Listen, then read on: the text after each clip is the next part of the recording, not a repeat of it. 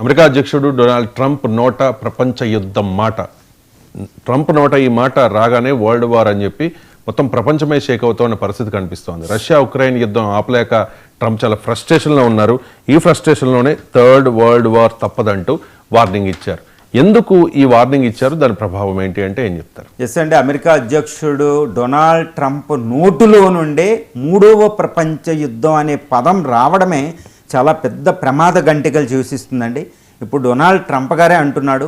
ఏమంటున్నారంటే ఈ ఉక్రెయిన్ వారు ఇంకా కొంతకాలం కొనసాగితే అది మూడవ ప్రపంచ యుద్ధంగా మారుతుంది.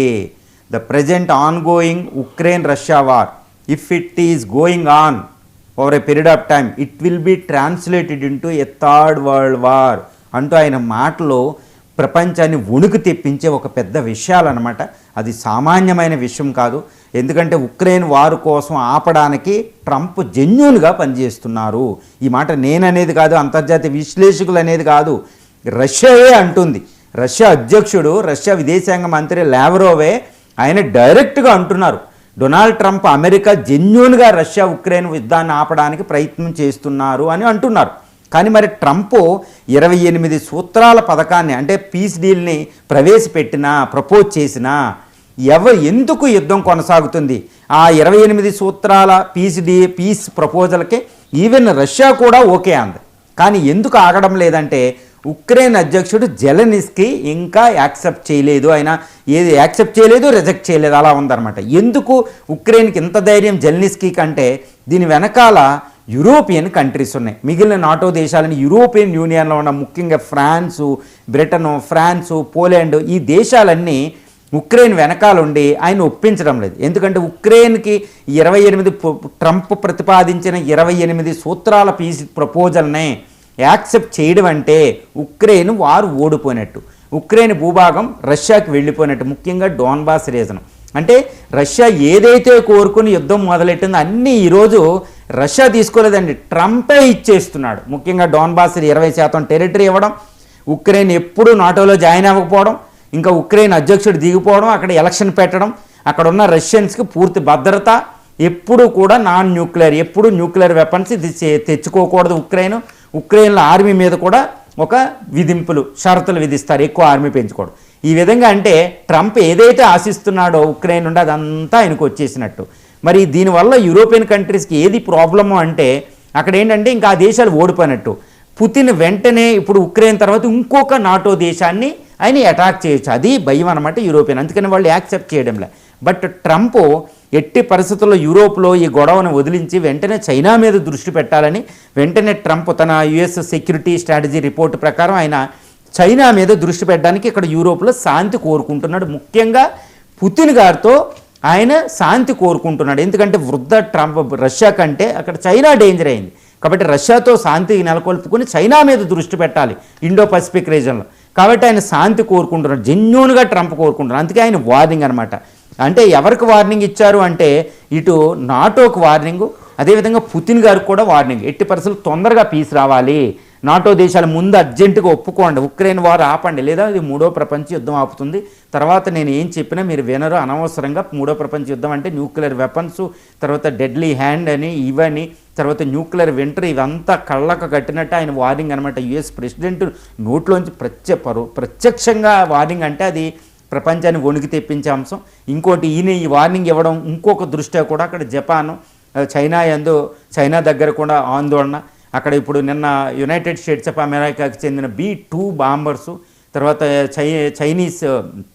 జపనీస్ జెట్స్ అక్కడ ఎగినెస్ట్గా అంటే రష్యా చైనాలకు ఎగినెస్ట్గా వాళ్ళ ఫైటర్స్ అయిన H-9 ఫైటరు బాంబరు చైనా నుండి, అదేవిధంగా Tu-160M బాంబరు రష్యా నుంచి అక్కడ ఒకరికొకరు ఎగిరి ఒకరికొకరు పేల్చుకుంటారా అన్నట్టు రావడం, అక్కడ కూడా మూడో ప్రపంచ యుద్ధానికి సూచిక అక్కడ కనపడుతుందన్నమాట. అంటే ట్రంప్ నోట్లోంచి థర్డ్ వరల్డ్ వార్ అనే మాటే ప్రపంచం ఎక్కడుంది, యుద్ధాలు ఆపాల్సిన అవసరం ఎంత ఉంది అనేది ట్రంప్ చెప్తున్నారు. ముఖ్యంగా రష్యా ఉక్రెయిన్ వారు ఆగాల్సిందే. ఎందుకంటే రెండో ప్రపంచ యుద్ధం ముగిశాక 1945 తర్వాత యూరోప్లో జరుగుతున్న మేజర్ వారు, అది కూడా 2022 ఫిబ్రవరి నుండి, అంటే 3 సంవత్సరాల 9 నెలలు కంప్లీట్ చేసుకుంది. మరి ఆ వారు ఎండ్ అవ్వాలని ప్రపంచమే కోరుకుంటుంది, ఇంక్లూడ్ ఇండియా కూడా. కాబట్టి ఈ వార్ ఎండ్ అవ్వడానికి యుఎస్ ప్రయత్నం చేస్తుందంటే ఇంకా ఉక్రెయిన్కి సపోర్ట్ చేయడంలో ఇంక ఇప్పుడు యూరోపియన్ కంట్రీస్ ముఖ్యంగా నాటో దేశాలు అమెరికాను మినహాయించిన మిగిలిన నాటో దేశాలు దీనికి అంగీకరించాలనేది పుతిన్ వార్నింగ్. పుతిన్ వాటి మీద ఒత్తిడి కూడా తీసుకొస్తున్నాడు, చాలా తీవ్రంగా ఉంది. మరి ఉక్రెయిన్ వార్ వాగుద్దా లేదా అనే సందర్భంలోనే ఉక్రెయిన్ రష్యా మీద డీప్ స్ట్రైక్ చేయడం, అదేవిధంగా పుతిన్ గారు కూడా దారుణంగా ఉక్రెయిన్ క్యాపిటల్ మీద అటాక్ చేయడం. జెలెన్స్కీ మరణమా అన్నట్టు జెలెన్స్కీ వచ్చే ఫ్లైట్ నుండి ఆయన యూరోప్ పర్యటించి వస్తుంటే అక్కడ రష్యన్ డ్రోన్లు దాని మీద అటాక్ చేయడం, అంటే డైరెక్ట్గా జెలెన్స్కీని అటాక్ చేయడానికి ఇప్పుడు పుతిన్ ప్రయత్నిస్తున్నారు. ఇప్పుడు అమెరికా దూరం జరిగింది కాబట్టి ఎట్టి పరిస్థితుల్లో ఇదే సమయం ఉక్రెయిన్ ఓడించడానికి అన్నట్టు రీసెంట్గా ఈ బ్లాక్ సీ దగ్గర ఉన్న ఒడిస్సీ సిటీ దగ్గర కూడా ఇప్పుడు రష్యా దళాలు ప్రవేశించిన, అంటే బ్లాక్ సీ నుంచి అంటే తీర ప్రాంతం లేకుండా ట్రంప్ని అంటే ఉక్రెయిన్ని దూరం పెట్టడం. దీనివల్ల ఏం జరుగుతుంది అంటే అక్కడ ట్రంప్ పూర్తిగా ఉక్రెయిన్కి సపోర్ట్ చేయడం మానేశారు. కాబట్టి మిగిలిన యూరోపియన్ దేశాలే ఈరోజు జెలెన్స్కీని ప్రొటెక్ట్ చేసుకోవాలి, ఉక్రెయిన్ ప్రొటెక్ట్ చేసుకోవాలి రష్యా దాడుల నుంచి. ఇది సాధ్యమా అంటే అసంభవం. ఒకవేళ ఇది ఫ్లేర్ అప్ అవుతే మాత్రం పుతిన్కి ఇంకా చిర్రెత్తిందంటే పుతిన్ డైరెక్ట్గా నాటో దేశాల మీద అటాక్ చేయొచ్చు.